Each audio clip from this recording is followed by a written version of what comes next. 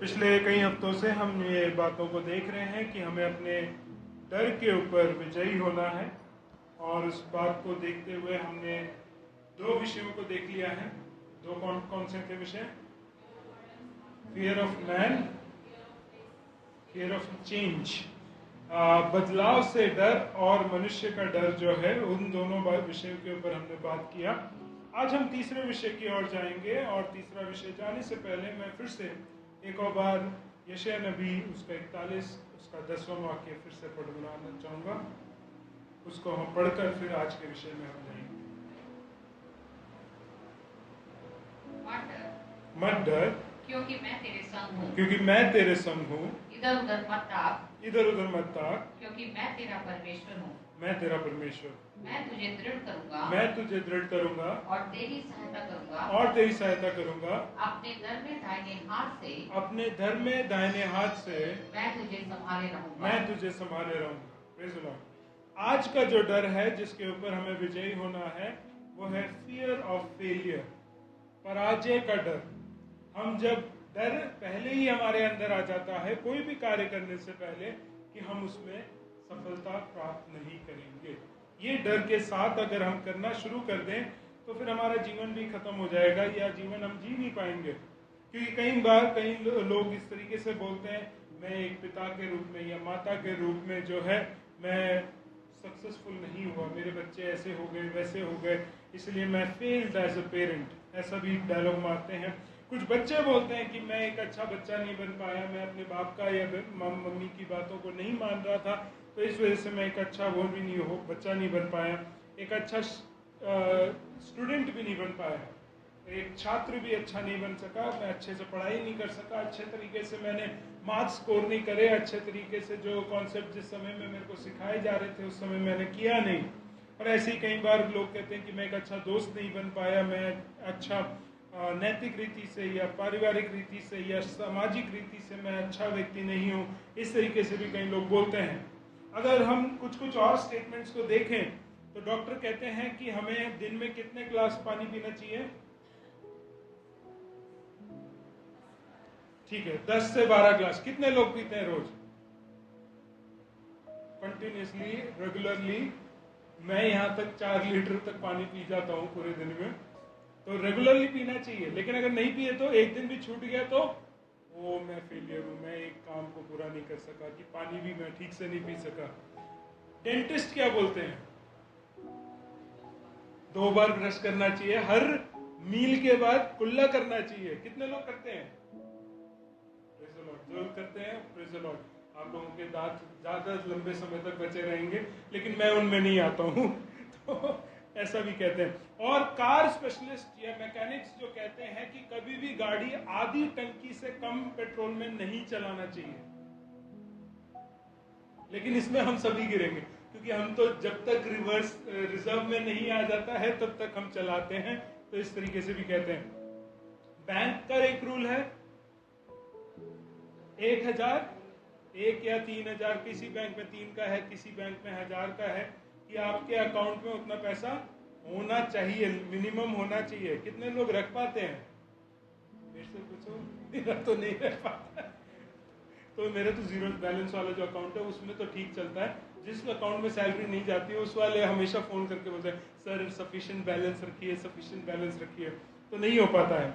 और उसके साथ जो है कई बार हम ये बोलते हैं कि सुबह उठकर हमें, जब हम उठ जाते हैं बेड से, कितने लोग बेड बना लेते हैं?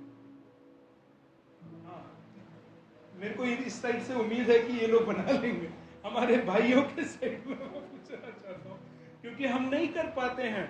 तो क्या हम इन बातों को, जो ये दैनिक बातें हैं, जो साधारण एक अनुशासन को दिखाती हैं, एक आपके कंट्रोल को दिखाती है, एक आपके जीवन में एक नियम कानून को दिखाती है, उन्हीं को अगर हम फॉलो नहीं कर पाते हैं तो हम अपने आप को क्या फेलियर कहते हैं? हम नहीं कहते हैं। लेकिन हम अगर एक छोटी सी गलती करते हैं उसमें हम अपने आप को क्या कहने लगेंगे? कि हमसे बहुत बड़ी गलती हो गई। कई लोग तो, अच्छी बात है कि अगर हम एक्सेप्ट कर लेते हैं, कई लोग तो एक्सेप्ट भी करना पसंद नहीं करते हैं। आज जो है इस वाक्य को जो हम देखेंगे कि ये डर जो है, फेलियर का डर, वो हम एक व्यक्ति के जीवन से देखेंगे। वैसे तो मेरे पास 2 व्यक्ति हैं, लेकिन परमेश्वर की आत्मा ने सिर्फ एक ही व्यक्ति को दिखाया और उसी व्यक्ति के अनुसार मैं आज आपको बताऊंगा। और उसका जीवन है, हम पाते हैं निर्गमन की किताब। गेस कर सकते हैं? हाँ, प्रेज़ द लॉर्ड। पहले हम पढ़ेंगे निर्गमन की किताब 3 अध्याय, उसका 10 और 11 वाक्य। इसलिए मैं तुझे फिरौन के पास भेजता हूँ हाँ। कि तू मेरी इजरायली प्रजा को मिस्र से निकाल ले आए। हाँ। परंतु मूसा ने परमेश्वर से कहा, हाँ। मैं कौन हूँ जो फिरौन के पास जाऊँ और इजरायलियों को मिस्र से निकाल ले आऊँ। Praise the Lord. क्या वो पहली बात क्या बोल रहे हैं? परमेश्वर ने मूसा को चुना है कि मूसा इजरायलियों को फिरौन के हाथ से छुड़ाकर अपने वायदे के देश में लेके जाएगा। उसकी अगुवाई के लिए परमेश्वर ने किसको चुना है? मूसा को चुना है। और मूसा छूटते ही ये मेरा सौभाग्य होगा नहीं बोल रहा है, वो छूटते ही बोल रहा है, मैं हूं कौन? मैं हूं कौन? ये क्यों पूछा गया है? नहीं तो अगर वो परमेश्वर पे भरोसा करता, उसको किसी बात का डर नहीं होता, वो कहता हाँ प्रभु मुझे भेज। लेकिन वो सीधा पूछ क्यों रहा है मैं हूं कौन? क्योंकि उसको डर है कि वो पराजित हो जाएगा, वो इस बात में सफलता को हासिल नहीं कर पाएगा। वो जानता है कि फिरौन कौन है, उसकी सेना कैसी है, उसका सामर्थ कैसा है, उसके कार्य किस प्रकार के हैं, वो किस तरीके से दंड देता है, सब कुछ को जानने वाला मूसा आज 40 साल के बाद जब परमेश्वर उससे बात कर रहा है तो क्या कह रहा है कि मैं हूं कौन? कि मैं परमेश्वर तेरे लोगों को फिरौन के हाथ से निकाल के लेके आऊं, मैं हूं ही कौन? पहले तो मैं था कुछ, क्या? फिरौन की बेटी का पुत्र। उस तरीके से मैं पल रहा था, उस तरीके से मैं बढ़ रहा था, उस तरीके से मेरे पास सारी चीजें उपलब्ध थी।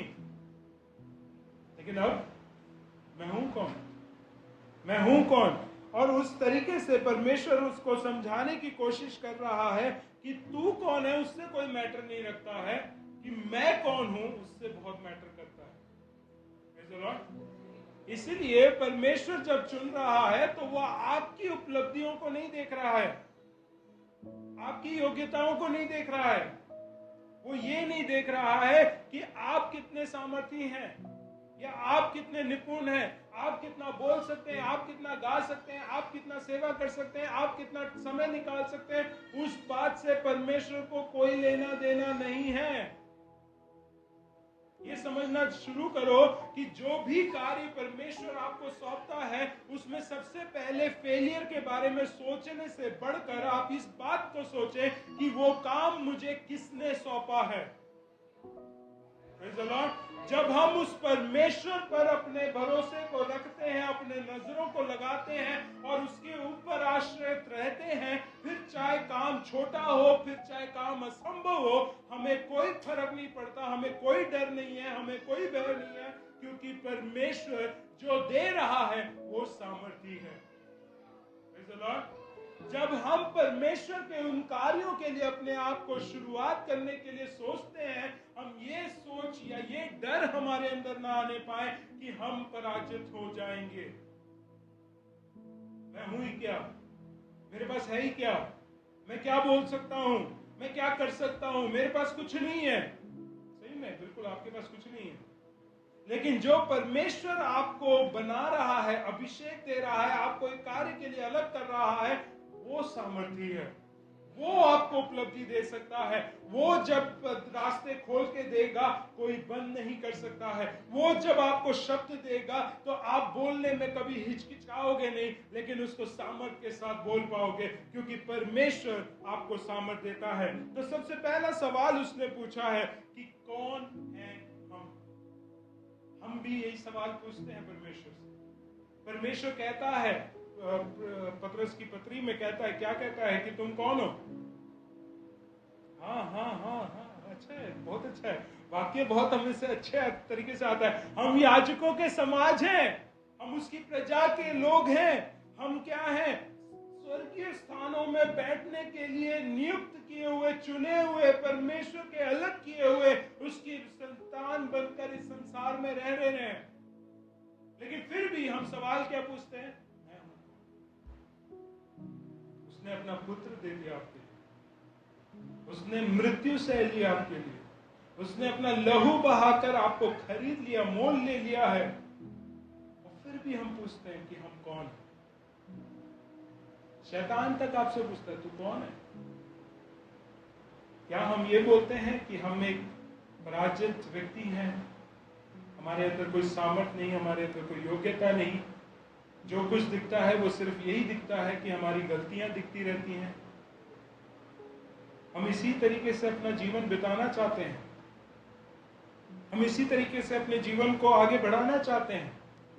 लेकिन अगर ऐसे ही रहना है, परमेश्वर आपको इस्तेमाल नहीं कर पाएगा। परमेश्वर चाहता है कि जो उसके लोग हैं वो एक जयवंत जीवन को जिए, और जयवंत वही हो सकता है जो इस बात को समझ जाए कि परमेश्वर कौन है। ये मैं कौन हूं उससे कोई मतलब नहीं, परमेश्वर कौन है उससे मतलब पड़ता है। क्योंकि अगर आपके अंदर योग्यता भी नहीं हो, परमेश्वर आपको योग्य बनाता है। Praise the Lord। दूसरा पॉइंट हम देखेंगे निर्गमन की किताब 3 अध्याय का ही 13 और 14 वाक्य। मूसा ने परमेश्वर से कहा, हाँ, जब मैं इस्राएलियों के पास जाकर उनसे कहूँ, हाँ, तुम्हारे पितरों के परमेश्वर ने मुझे तुम्हारे पास भेजा है, हाँ, तब यदि वे मुझसे पूछे हाँ, उसका क्या नाम है, हाँ, तब मैं उनको क्या बताऊं? हाँ, परमेश्वर ने मूसा से कहा, मैं जो हूँ सो हूँ। हाँ। फिर उसने कहा, तू इस्राएलियों से ये कहना, जिसका नाम मैं हूँ है, उसी ने मुझे तुम्हारे पास भेजा है। Praise the Lord। अभी देखो, पहली बात में ये था कि हम भूल जाते हैं कि हम कौन हैं, और दूसरी बात में हम ये भूल जाते हैं कि परमेश्वर कौन है। Praise the Lord। क्योंकि अगला काम वही होता है। एक तो हम पहले अपने आप को ही भूल जाते हैं कि मैं परमेश्वर का पुत्र हूँ, यही भूल जाते हैं, या पुत्री हूँ, यही भूल जाते हैं, और फिर हम काम नहीं करते हैं। दूसरा, हम ये भूल जाते हैं कि किसने हमें काम के लिए भेजा है। क्या बोल रहा है मूसा? डायरेक्टली पूछ रहा है कि अगर मैं वहां पे जाऊं और तेरे लोगों से बोलूं कि मुझे जिसने भेजा है उसके अनुसार मैं तुम्हें लेने के लिए आया हूं, और अगर उन्होंने पूछ लिया कि तू कौन है, जिसने भेजा है वो कौन है, तो मैं क्या बोलूं? मूसा को ये भी नहीं पता है कि क्या बोलना है। जबकि मूसा से जब बात करी गई है तो बात करते समय परमेश्वर ने अपना परिचय इस तरीके से दिया है कि अब्राहम का परमेश्वर, इसहाक का परमेश्वर, याकूब का परमेश्वर मैं ही हूं। और उसके बाद भी ये पूछ रहा है तू कौन है। और वो कह रहा है कि तुम्हें, परमेश्वर कह रहा है कि तुम्हें ये बताना है कि मैं जो हूं वो सो हूं। यही बात तो जाके तुम बता दो उनको कि जो मैं हूं वही हूं, और वही परमेश्वर ने भेजा है कि तुम लोगों को फिरौन के हाथ से बचाने के लिए। हम कई बार क्या सोचते हैं कि हम ये भूल जाते हैं कि अगर मैं एक पासवान के रूप में ही कहूं तो आप लोग शायद मेरे को कहेंगे कि आपका उत्तरदायित्व है कि हमें देखभाल करना, आपका उत्तरदायित्व है कि हमारे स्वास्थ्य के अगर खराबी होती है तो आके हमारे लिए प्रार्थना करना, आपका उत्तरदायित्व है कि अगर हमारा संडे हम नहीं आए तो फोन करके पूछना कि भाई कहाँ हो। लेकिन मैं एक बात पूछूं, परमेश्वर मुझसे एक ही बात में मेरे से उत्तरदायित्व लेगा कि तू किस तरीके से रहा है, कैसे तू चला है, कैसे तू अपने जीवन को चला रहा है। मेरे को जो काम सौंपा गया अगर मैं उसको नहीं करूं तो वो मेरे से वो लेखा लेगा। और मेरे को क्या काम सौंप रखा है? एक पासवान के होते नाते वचन का प्रचार और प्रार्थना। दो चीज अगर मैं ठीक से नहीं कर रहा हूं मेरे से वो लेखा लेगा। इसके अलावा तीसरा काम मुझे नहीं दिया है, बिब्लिकली तो मेरे को नहीं दिया है। बाकी जो कार्य दे रखा है, तुम संगति रखो, एक दूसरे को साथ तो न दो, एक दूसरे को तुम बढ़ाओ उठाओ, ये क्यों लिखा है? किसको कह रहा है? विश्वासियों को कहा गया कि तुम एक दूसरे का सहारा बनो, एक दूसरे के संकट के समय में उनको संभालो, उनको उत्साह उनको उठाओ, उनको हर एक बात में अगर वो निराशा में जा रहे हैं तो उनको आशा के वचन देने का कार्य विश्वासियों का है।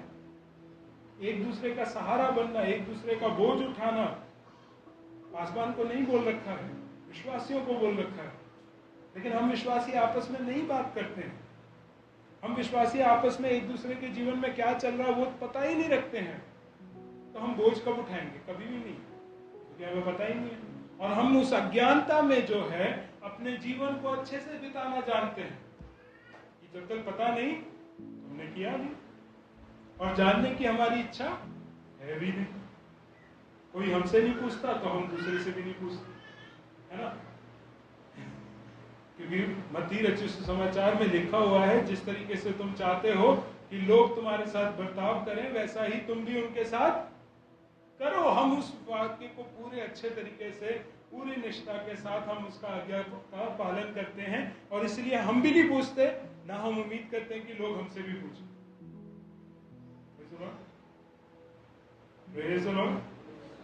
लेकिन हम जब उंगली उठाने की बारी आती है तो पासवानों के ऊपर उंगली उठा देते हैं और कहते हैं कि आपने मेरे से नहीं पूछा, आपने मेरे से बात नहीं किया, आपने मेरे से ये जब मेरे प्रॉब्लम हुए, मेरा उत्तरदायित्व तो आपका ही है, मैं आपकी भीड़ में आता हूँ, आपको देखना है।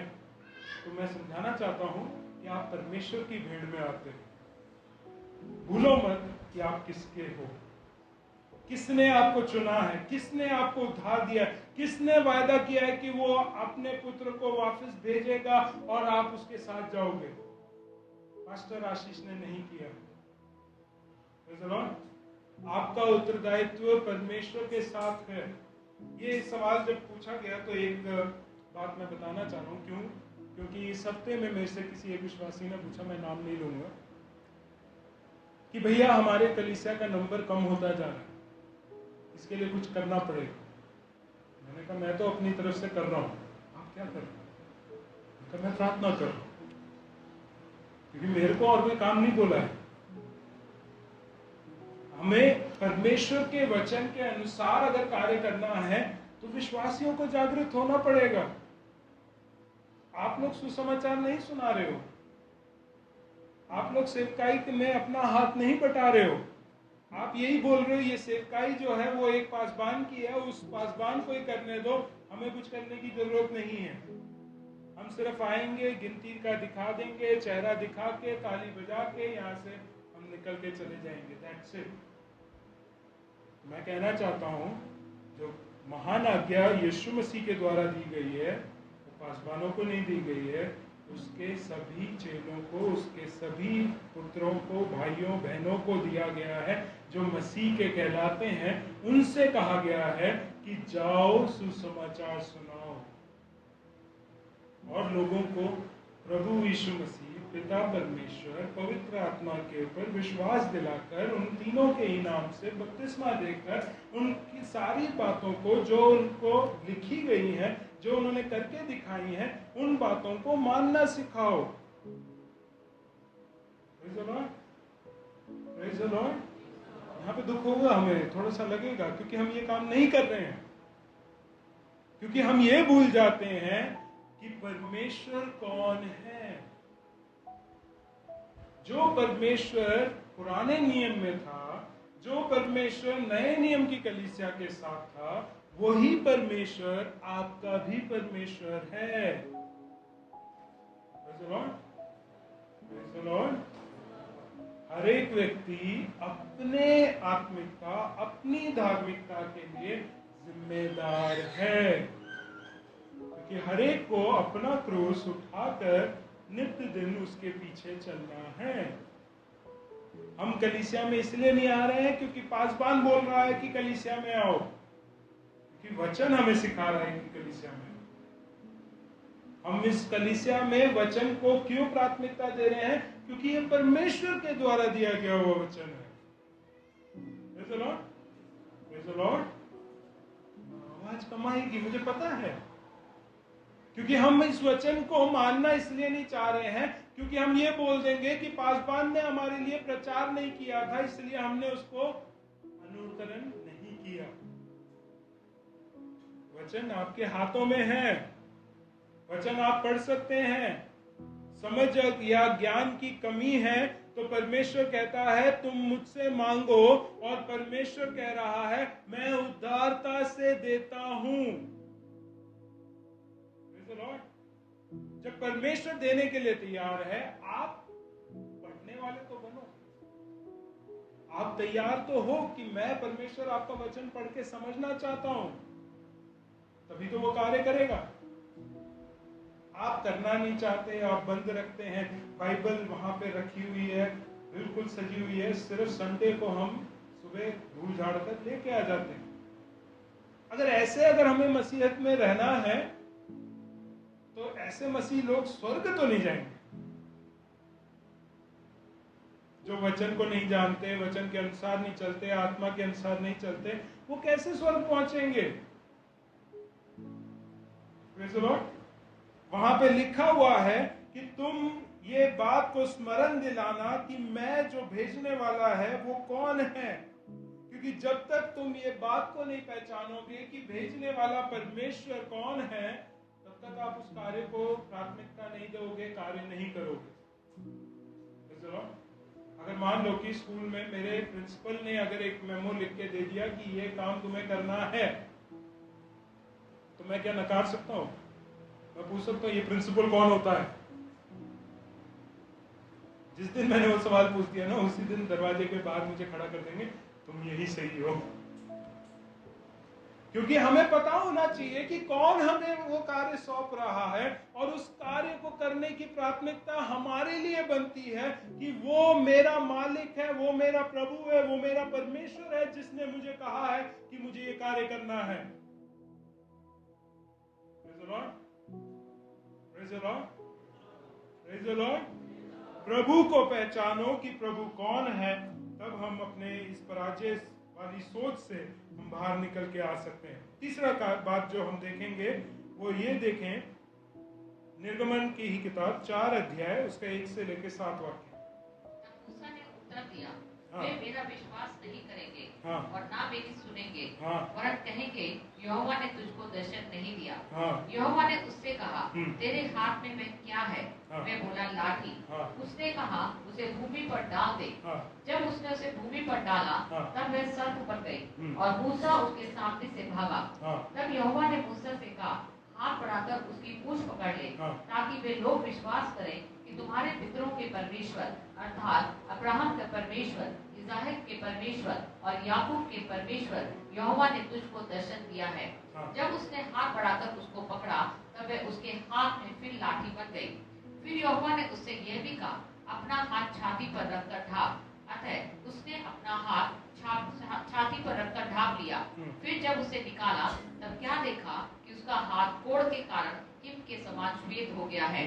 तब उसने कहा, अपना हाथ छाती पर फिर रखकर ढाप। उसने अपना हाथ छाती पर रखकर ढाप लिया, और जब उसने उसको छाती पर से निकाला, तब क्या देखता है कि वह फिर सारी देह के समान हो गया। अब अगली बात जो हमें समझना है वो ये है कि जब हम परमेश्वर को जान चुके हैं कि परमेश्वर ने भेजा है, हम ये कई बार भूल जाते हैं कि परमेश्वर सामर्थी भी है। क्योंकि हम में से कई लोग हैं जो हम विश्वास करते हैं कि परमेश्वर है, परमेश्वर मेरे साथ है, हम गीत भी गाते हैं, हम साथ में उसके चलते भी हैं, इस बात का दावा भी देते हैं, लेकिन हम कई बार ये भूल जाते हैं कि वो कितना सामर्थी है। जब उसको बोला गया कि परमेश्वर के लोगों को तुम जाके लेके आ जाओ, तो वो कह रहा है कि मुझे पता है ऐसा कुछ हुआ नहीं है, लेकिन वो उसको पता है कि वो लोग मुझे रिजेक्ट करेंगे, वो लोग मुझे स्वीकार नहीं करेंगे, वो लोग नहीं मानेंगे कि मुझे परमेश्वर का दर्शन मिला है और परमेश्वर ने मुझे चुना है, मुझे अभिषेक किया है और मुझे इस कार्य के लिए सौंपा है। तो क्या करने के लिए बोला है? लाठी नीचे डालो, और क्या हो जाएगा? लाठी सांप में बदल जाएगा। ऐसा सांप जिसको मूसा भी देख के डर के भाग रहा है। और फिर क्या कह रहे परमेश्वर?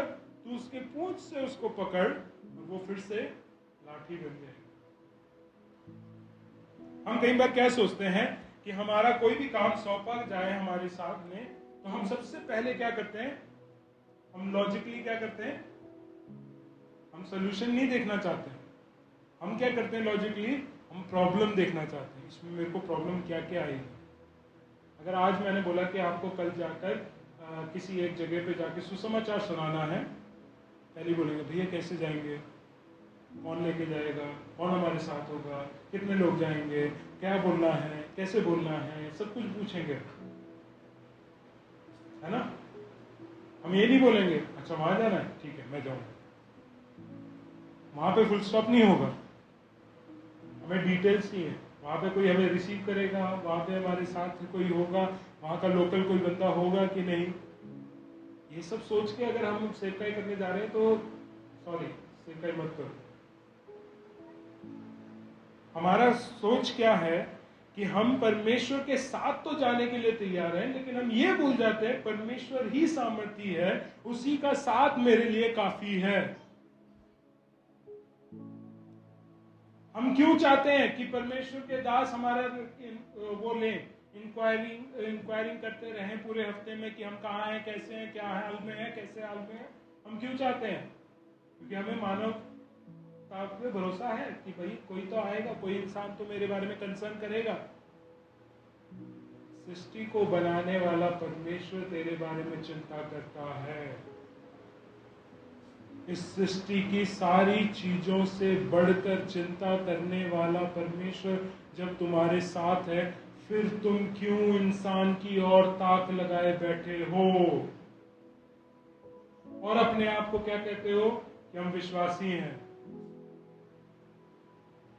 इसलिए तो हम पराजित होते हैं, क्योंकि शैतान वही चीज लेके आता है, तेरे साथ कोई नहीं खड़ा है, तेरे पीछे कोई पूछने वाला नहीं है, तू कोई कार्य नहीं कर पाएगा क्योंकि तेरे पीछे सपोर्ट नहीं है। अगर ये सब सोच के अगर आप बैठे हो तो आप पराजित होगे, क्योंकि आप ये भूल रहे हो कि परमेश्वर जो आपके साथ है वो सामर्थी है। वो लाठी को सर्प भी बना सकता है, सर्प को फिर से लाठी बना के आपके हाथ में वो सामर्थ दे रहा है, और आपके ही हाथ को आप छुपा दोगे तो उसमें कोड़ दिखा रहा है, और फिर से छिपा दोगे आप उसमें कोड़ पाए बिना दिखाई दे रहा है वो हाथ को। परमेश्वर उतना सामर्थी है। हम कहीं ना कहीं हमारे आत्मिक जीवन के इस जीवन के राह में हम चलते चलते हम ये भूल गए हैं कि परमेश्वर सामर्थी है। हम ये भूल चुके हैं। हमारा भरोसा मनुष्यों पे आ चुका है, हमारा भरोसा एक संस्था के ऊपर आ गया है, हमारा भरोसा एक बिल्डिंग के ऊपर आ गया है, एक भरोसा हमारा एक समूह के ऊपर हो गया है, और हम ये भूल गए हैं कि परमेश्वर सामर्थी है। उसी मूसा के साथ दो जवान लोग और थे, जब उनको भेजा गया कनान के देश में कि वो सारी इन्वेस्टिगेशन करके आए कि कैसा जमीन है, कैसे लोग हैं, क्या हम उसके ऊपर विजयी हो सकते हैं या नहीं हो सकते हैं। 10 के 10 लोग जो आए साथ में, 12 के साथ जो 10 थे, उन 10 ने कह दिया कि हम इनके ऊपर विजयी नहीं हो सकते, वो दानव जैसे हैं, सामर्थी हैं, एक बार फेंकेंगे, एक खांसी भी मार देंगे, हम ढेर हो जाएंगे। लेकिन दो ने बोला, यहोशू और कालेब, दोनों ने बोला कि हमारा परमेश्वर इनके ऊपर विजयी देगा।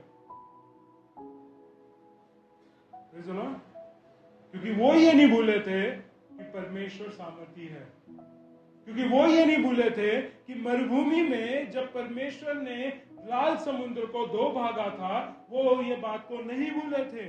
वो ये बात को नहीं भूले थे जब फिरौन की पूरी सेना उनके पीछे चल रही थी, उनको पूरी तरीके से लाल समुद्र में ही खत्म कर दिया, वो बात को वो नहीं भूले थे। वो बात को नहीं भूले थे कि जब मेरे जीवन में खाने की कमी थी तब परमेश्वर ने स्वर्गीय मन्ना खिलाकर मुझे तृप्त किया, उस बात को वो लोग नहीं भूले थे। वो लोग ये बात को नहीं भूले, जहां पानी उपलब्ध नहीं था, जहां खारा पानी था, उस खारे पानी को भी उन्होंने मीठा करके पिया है, उस बात को वो नहीं भूले थे।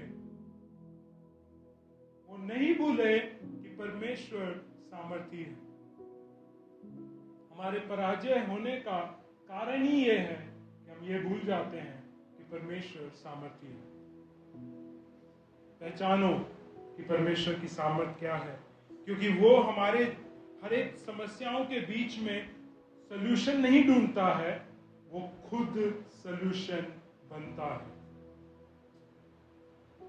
वो हमारे सवालों के लिए जवाब नहीं देता है, वो हमारे सवालों का खुद जवाब है। हमारी बलहीनता में वो सामर्थ की चीजों को हमारे जीवन में नहीं देता है, वो खुद हमारी सामर्थ बनता है। फिलिपियों की पत्री उसका 4 अध्याय उसका 19वां वाक्य हम पढ़ेंगे। मेरा परमेश्वर भी हाँ। अपने उस धन के अनुसार हाँ। जो महिमा सहित मसीह यीशु में है, हाँ। तुम्हारी हर एक घटी को पूरी करेगा। Praise the Lord. तुम्हारी हर एक घटी को पूरा करने के लिए परमेश्वर का वचन क्या कह रहा है? कौन प्रदान करेगा? परमेश्वर प्रदान करेगा। मसीह यीशु की महिमा में जो रखी हुई चीजें हैं वो तुम्हारी घटी को पूरा करने के लिए देगा। तुम्हें अकेलापन है, परमेश्वर उस घटी को पूरा करेगा। तुम्हें बीमारी है, परमेश्वर उस घटी को चंगाई देकर पूरा करेगा। तुम्हारा मन अशांत है, वो शांति को देगा। वो तुम्हारे बलहीनता में तुझे बल देने वाला परमेश्वर है। Praise the Lord. कहीं नहीं लिखा चर्च से प्रोवाइड करेगा, कहीं नहीं लिखा पासबान तुम्हारे लिए होगा, कहीं नहीं लिखा विश्वासी तुम्हारे जीवन में आएंगे और तुम्हारे काम को सेवा टहल करके देंगे। लिखा है परमेश्वर, केवल परमेश्वर तुम्हारी घटी को पूरा करेगा। पहचानो कि वो कितना सामर्थी है। फिर हम चौथी पॉइंट पे जाएंगे, निर्गमन उसका 4 अध्याय उसका 10 और 11 वाक्य। मूसा ने यहोवा से कहा, हाँ। हे मेरे प्रभु, मैं बोलने में निपुण नहीं, हाँ। ना तो पहले था, हाँ। और ना जब से तू अपने दास से बातें करने लगा। मैं तो मुंह और जीभ का बंदा हूँ। यहोवा ने उससे कहा, हाँ। मनुष्य का मुंह किसने बनाया है? हाँ। और मनुष्य को गूंगा या बहरा या देखने वाला या अंधा मुझ यहोवा को छोड़ कौन बनाता है? Praise the Lord। 3 चीजें हम कर चुके हैं। पहला, हम अपने आप को भूल जाते हैं कि हम कौन है। दूसरा, परमेश्वर कौन है। तीसरा, कि परमेश्वर सामर्थी है या नहीं, वो भी हम भूल जाते हैं। चौथी बात, हमारा फोकस किस में रहता है? हमारी कमजोरियों पे। हमारी कमजोरियों पर ही सबसे पहला फोकस जाता है। कोई भी काम दे दो, मैं गा नहीं सकता हूं। आज अगर मैंने किसी को बोल दिया कि आज से तुम्हें वर्शिप लीड करना है, भैया मैं तो गा नहीं सकता, मेरे को तो रिदम नहीं है, ताल नहीं है, मुझे तो गाने नहीं आते, मुझे ट्यून नहीं पता है, मेरा सुरताल सुन के तो लोगों के कान में से खून निकल जाएगा। हम अपनी कमजोरियों को पहले बताते हैं। हम ये भूल जाते हैं परमेश्वर अवसर दे रहा है। परमेश्वर अवसर बना के जब दे रहा है तो परमेश्वर सामर्थ्य करेगा। परमेश्वर हमें गाने के लिए सामर्थ्य देगा। परमेश्वर हमें खड़ा कर रहा है तो परमेश्वर की महिमा के लिए हमें खड़ा कर रहा है, ना कि हमारी महिमा के लिए। इन बातों को भूलकर हम जब अपने जीवन को बिताते हैं, हम उन अवसरों को जाने देते हैं।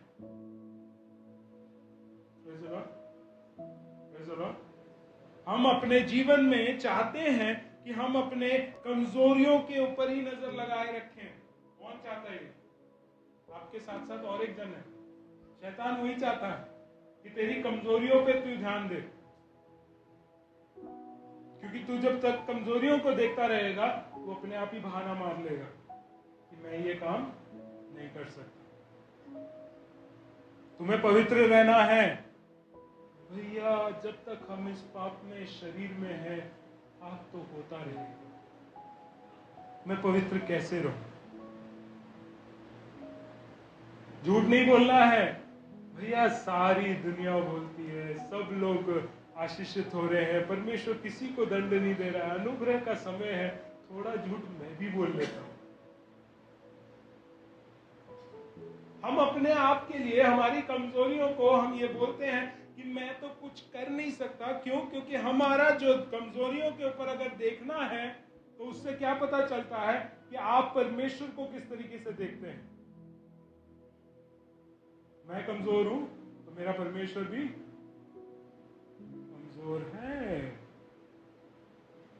क्योंकि अगर आपकी कमजोरियों को वो हटा नहीं सकता है तो वो कमजोर है। आपके जीवन से पाप का वो आदत को वो हटा नहीं सकता है तो वो कमजोर है। क्योंकि आप उस नजरिए से अपने आप को देख रहे हो। ये पाप, ये आदत मेरे जीवन से हट नहीं रहा है, क्योंकि मैं हटाना नहीं चाह रहा, क्योंकि वो मेरे लिए एक ऐसा कमजोरी का बैसाखी बन चुका है कि मैं उसके बैसाखी के सहारे से ही मैं अपने जीवन को चला रहा हूं। झूठ बोलना नहीं है, मुझे पता है, लेकिन झूठ बोले बिना मेरा जीवन नहीं चलेगा, गुजारा नहीं है। हम कितना बड़ा अपने प्रॉब्लम को समझते हैं, उतना ही हम परमेश्वर को किस तरीके से समझते हैं कि वो उतना ही छोटा है। अगर प्रॉब्लम हम बड़ा बड़ा बड़ा बड़ा, आपको नहीं पता मेरे जीवन में क्या चल रहा है, आपको नहीं पता ये हो रहा है, आपको नहीं पता ये हो रहा है, आपको नहीं पता वो हो रहा है, आपको नहीं पता कि मेरे जीवन में कहाँ कहाँ से प्रॉब्लम आ रही है, आपको नहीं पता कि मेरे जीवन में क्या क्या लोग बोल रहे हैं, आपको नहीं पता कि ये हो रहा है, तो परमेश्वर कहाँ गया? परमेश्वर कहीं छोटा सा बन के कहीं रह गया। इसलिए आपके लिए प्रॉब्लम्स बड़ी हैं, परमेश्वर छोटा है, क्योंकि हमारा फोकस कहाँ जा रहा है? हमारा फोकस जा रहा है हमारी कमियों में, हमारी गलतियों की ओर। और इस वजह से हम जब भी अपनी कमजोरियों को बड़ा करते हैं, उतना ही हम परमेश्वर को छोटा करते जाते हैं। लेकिन अगर हम उल्टा कर सकें तो, हमारी कमजोरियों को अगर हम छोटा समझने लगे, हमारी कमजोरियों में हम परेशान ना होने लगे, तो हम परमेश्वर को बड़ा करते जाएंगे। इसलिए पौलुस कहता है कि तुम सताए जाते हो, तुम्हारे विरोध में लोग हो जाते हैं, क्या कहता है उसको? क्या समझो? आनंद की बात समझो। तुम्हारे मुसीबत के बीच में भी वो क्या चाहता है कि तुम धन्यवाद करो। जब तुम अपनी समस्याओं को छोटा मानना शुरू कर दोगे, आपकी अगर नौकरी निकल जाए, बड़ा बात नहीं है आपके लिए। क्यों? क्योंकि मेरा परमेश्वर उससे बड़ा है, जो सारी सृष्टि के सारे जानवरों को, जो बोते नहीं, काटते नहीं, उनको खिला सकता है। क्या मेरा परमेश्वर मुझे नहीं खिला सकता है? एलिया के जीवन से वो प्रूव करके दिखाया है परमेश्वर ने कि जब अकाल है, और उन पक्षियों को परमेश्वर ने यूज किया जो सबसे ज्यादा स्वार्थी हैं। कौओं को बोला कि तू रोटी मांस लेके आएगा और मेरे दास को खिलाएगा। अकाल के समय में वेटर का सर्विस परमेश्वर कौओं के द्वारा करने वाला वो सामर्थी परमेश्वर आज भी आपके साथ है। फिर क्यों हम डरते हैं कि मेरा जॉब चला गया, मेरा ये चला गया, मेरा वो चला गया, मेरा हाथ नहीं है, मेरा पैर नहीं है, मैं परमेश्वर की सेवकाई नहीं कर सकता, मैं उसकी कार्य को नहीं कर सकता, मैं उसके वचन के अनुसार नहीं चल सकता। जब तक हम ये बोलते रहेंगे, तब तक परमेश्वर आपके जीवन में सामर्थ्य रीति से काम नहीं कर सकता है। बोलना शुरू करो कि मेरी समस्याएं बड़ी नहीं, मेरा परमेश्वर बड़ा है। हम इस बात के अनुसार अपने जीवन को चलाने लगे कि हम अपनी समस्याओं के अनुसार अपने जीवन को नहीं चलाते, पर हम उस परमेश्वर की सेवा के लिए अपने जीवन को चलाते हैं। समझना जरूरी है इस बात को कि हम समस्याओं के अनुसार उनका समाधान करने के लिए अपने जीवन को नहीं चला रहे हैं, लेकिन हम परमेश्वर की सेवा करने के लिए अपने जीवन को चला रहे हैं। आप किसकी सेवा कर रहे हैं? आप कौन हैं? जिसकी सेवा कर रहे हैं वो सामर्थ्य है या नहीं? आपकी दृष्टि किस पे लगी हुई है? आपकी कमजोरियों पर या आपके परमेश्वर के ऊपर? क्योंकि अगर आपको विजयी होना है, पहचानो कि आप कौन हैं।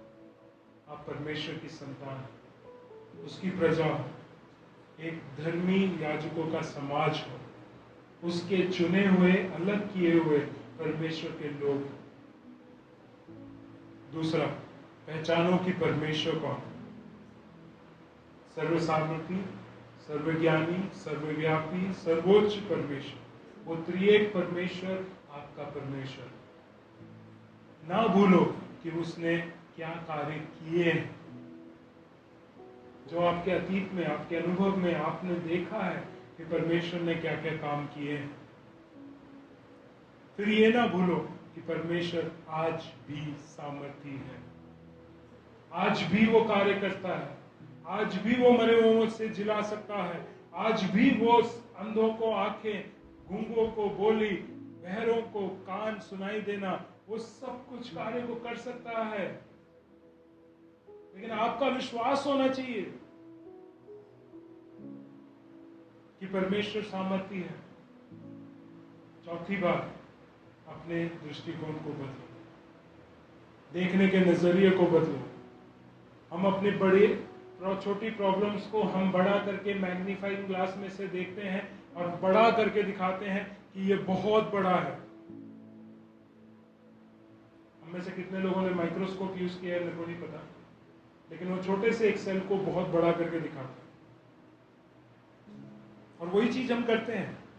हमारी समस्याएं छोटी छोटी हैं, सेल से भी छोटी हैं परमेश्वर के सामने, लेकिन हम उनको इतना बड़ा करके देखते हैं कि हम ये भूल जाते हैं परमेश्वर उससे भी बड़ा है। अपने जीवन को पराजय में मत जियो। आपको कोई अगर कुछ बोल रहा है, सुन के छोड़ दो। छोटी बात बोल रहा है, छोटा व्यक्ति बोल रहा है, क्योंकि परमेश्वर से बड़ा कोई नहीं है। हम उसको दिल में ले जाते हैं, हम उस बात को लेकर रोना पीटना शुरू कर देते हैं। उसने मेरे साथ ऐसा बर्ताव किया, उसने मेरे साथ ऐसा बोल दिया, उसने ऐसा कर दिया, आज से मैं नहीं करूंगा, मैं नहीं करूंगा, ये नहीं करूंगा, वो नहीं करूंगा। क्यों? क्या वो बड़ा व्यक्ति बन गया? परमेश्वर से बड़ा हो गया वो व्यक्ति? लेकिन हम बना देते हैं। हमारे पराजय का कारण ही यह है कि हमारे जीवनों में परमेश्वर अवसर नहीं देता। ये नहीं बोलिए, परमेश्वर अवसर देता है, लेकिन हम खुद पीछे हट जाते हैं। हम मूसा की तरह हैं। हम बोलते हैं कि परमेश्वर तू कौन है, मैं कौन हूं। हम मूसा की तरह हैं। हम बोलते हैं कि परमेश्वर तेरे सामर्थ को कैसे पहचानेंगे, वो दर्शन पाया हुआ, मैं अलग किया हुआ व्यक्ति है, कैसे पता चलेगा। हम मूसा की तरह हैं। हम बोलते हैं कि हम बोलने में निपुण नहीं है, हम अपनी कमजोरियों पे ज्यादा जोर देते हैं और हम विजयी होते ही नहीं, हम सक्सेसफुल होते ही नहीं। हमारे जीवन में कभी सफलता आती नहीं, हमारे जीवन में कभी आशीषें हम देखते ही नहीं। हम हमेशा परेशानियों से घिरे रहते हैं, परेशानी हमारे चारों तरफ है। इस हफ्ते में परमेश्वर ने मुझे परेशान रखा, मुझे निकाला ही नहीं, ये बोलते हैं हम। बोलते नहीं है तो सोचते यही है, मेरी जीवन की समस्याओं का कोई अंत ही नहीं है। परमेश्वर हर एक प्रॉब्लम का सलूशन देगा, नहीं बोल रहा हूं, वही सलूशन है, वही हर सवाल का जवाब है। हम जब उसको पहचाने, हम ये पहचान ले कि हम कौन है, हम ये जान ले कि वो कितना सामर्थ्य है, हम ये देख लें कि हमारा देखने का नजरिया बदल दे, तो हम विजयी जीवन जी सकते हैं। गीतकार इस तरीके से कहता है, देख तेरे सामने प्रभु ने दे दी विजय। उसको देख, युद्ध को मत देख, दुश्मन को मत देख, उसके हमले या वार को मत देख, उसके हथियार को मत देख। तू देख कि परमेश्वर ने तेरे को विजय दे दी है। तुम्हें उस विजय समारोह में शामिल ना होने के लिए शैतान पूरा कोशिश कर रहा है, क्योंकि उसको पता है अगर उसने कोई उंगली नहीं करी तो तुम सारे विजयी हो जाओगे। इसलिए छोटी सी छोटी बातों को वो लेके आता है, सोच को लेके आता है, ऐसे कार्यों को आपको दिखाता है या प्रभाव देता है जिसके द्वारा आप परमेश्वर के उन कार्यों से हटकर अपने जीवन को बिताते हैं और फिर कहते हैं मैं तो कभी विजयी हुआ ही नहीं। वो कलीसिया के लोग, वो पासबान, वो विश्वासी, वो लोग तो विजयी होते जा रहे हैं, वो लोग तो सामर्थ्य हो रहे हैं, वो लोग तो आशीषित हो रहे हैं, परमेश्वर उनको इस्तेमाल कर रहा है, मुझे नहीं इस्तेमाल कर रहा। छोटे से लड़के के द्वारा 5000 लोगों को परमेश्वर ने खाना खिलाया। तो कहीं अगर ये सोच रहे हैं मेरी उम्र नहीं हुई है, उम्र परमेश्वर के लिए कोई एक नंबर ही है। शमूएल को भी परमेश्वर ने इस्तेमाल किया, छोटी सी उम्र। बुजुर्ग अवस्था की बात करोगे तो पौलुस जवान नहीं था जब परमेश्वर में आया।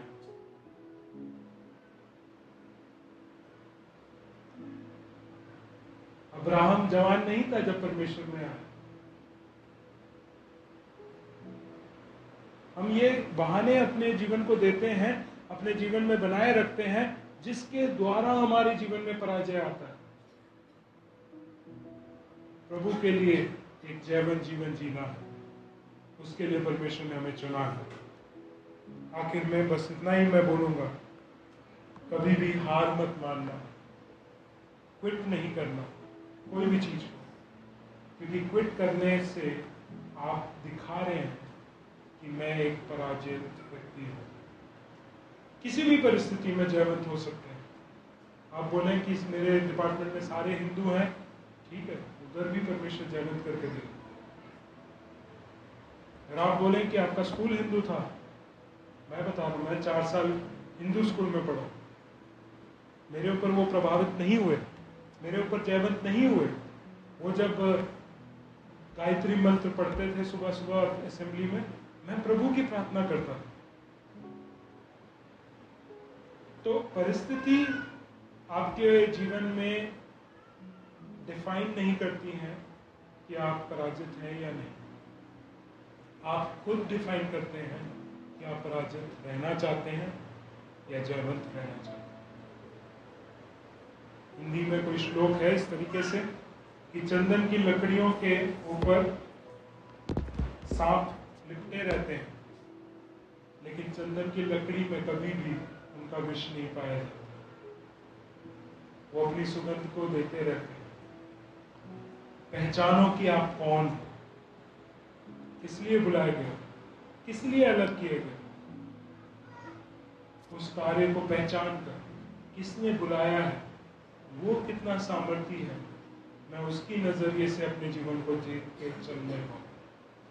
पौलुस इस तरीके से कहता है कि हम नजर से नहीं, विश्वास से अपने जीवन को चलाते हैं। We don't live by sight, but by faith. ऐसे जीने वाले जयवंत होते हैं। क्यों ना हम अपने जीवनों को परमेश्वर के हाथ में समर्पित करते हैं।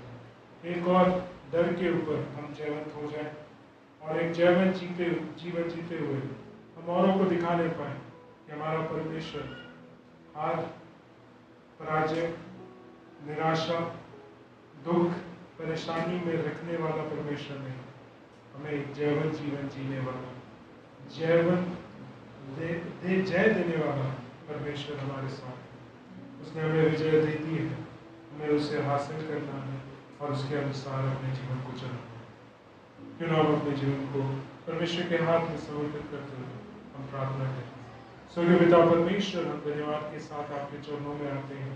धन्यवाद करते हैं कि परमेश्वर आपने अब तक हमें संभाला, सुरक्षित रखा। प्रभु हर एक रीति से हमारी सारी जरूरतों को आपने पूरा किया है, उसके लिए धन्यवाद।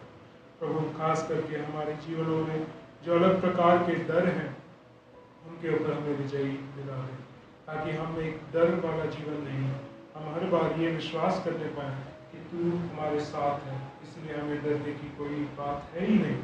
उस बात को पहचानते हुए अपने जीवन को चलाने पाए, ताकि तू हमारे जीवन को दृढ़ करने पाए, हमारी सहायता मदद करने पाए और हर एक बातों में जो भी हमारी जरूरत है उसको आप ही पूरा करके देंगे।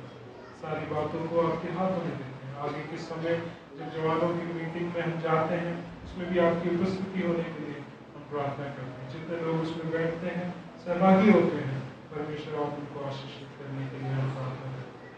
सारी बातों को आपके हाथों में देते हुए मांग कर प्रार्थना करते हैं प्रभु यीशु मसीह के नाम से।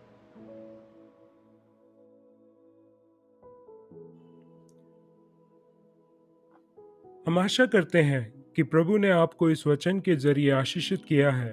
इस वचन की आशीष को सिर्फ अपने तक सीमित ना रखें, अपने प्रियजनों को भी शेयर करें।